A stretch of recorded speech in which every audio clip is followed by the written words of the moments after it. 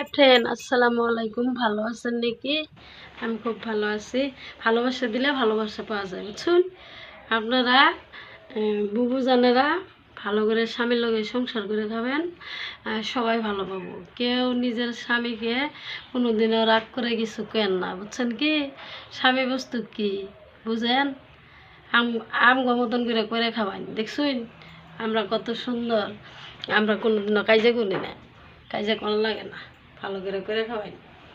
হ্যাঁ কও এনকা আপনি কন কন কন কন কোনে খাও, কিছু কও।